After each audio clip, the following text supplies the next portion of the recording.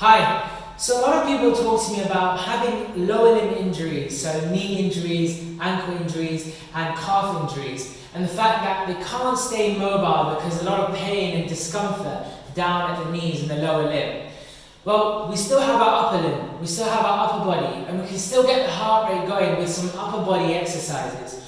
Now it's really important actually because we tend to be a sitting population where our thoracic spine, our upper spine goes into a very curved, closed-in position. And it's very important for lung expansion, for breathing, and to get oxygen throughout the body. So these are some exercises that you can do. First of all, starting with mobility exercises, and then also getting the heart rate going with a few punching drills, which can just get the heart rate functioning a bit better. Now, starting with the mobility. So here, we need to think about those three directions of movement. Our body moves in that forward and back plane of motion, it moves in that rotational plane of motion, and it moves in that side shifting plane of motion.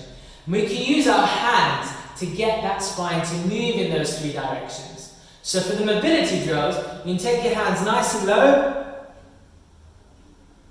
and then up nice and tall. Now this one's really important, you get nice and tall, nice and tall, nice and tall, really reach up nice and tall, take a big breath in, and then you can come back down again. And then get back up again, and obviously repeat that. The next one is the rotational one. So you can do this in two ways. The first way is to keep your hands nice and long, posture nice and tall. So just sit up, really nice and tall, like that. And you're going to just drive the hands in rotation as far as you can get around the corner, and the other way. Now it's important not to get the elbows to bend because then you lose the upper spine mobility. So that's one way. The other way, if you want a bit more of a stretch down the back of the arm, is to hook your hand behind your other hand and pull along that hand so it gets a bit of a stretch down through the back of the shoulder, and you can do the same thing going this way. Alternatively, you can use your chair and rotate around your chair and keeping your posture nice and tall, don't fall in, and then doing the same thing going around this way.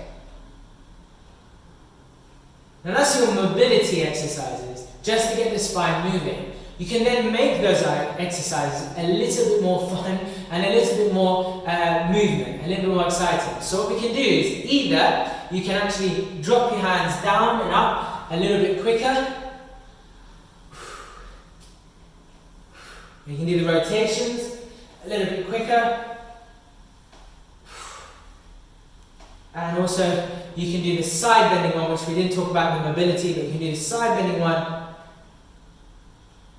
as well. And this one, you can actually take hold of your hand and pull it across and put it across. You can do this one a little bit quicker as well. And that will get you side bending as well. We forgot about that one in the mobility. So side bending reaches. You can then make it more cardiovascular fit by doing a few punches in the same planes of motions. So we can start with going down towards the ground. So we can do a few down towards the ground, and then a few up towards the ceiling, and then down towards the ground again, and then up towards the ceiling again. You can go in rotations, so you can go in rotations nice and quick. The quicker you go, the more you get your heart rate going.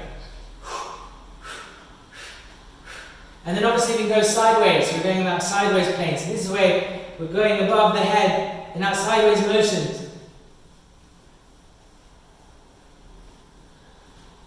Oh, that gets the body going and gets the heart rate going as well. So really getting your spine moving, your cardiovascular health going, and you're still sitting down. So you can do this in between sessions, in between breaks.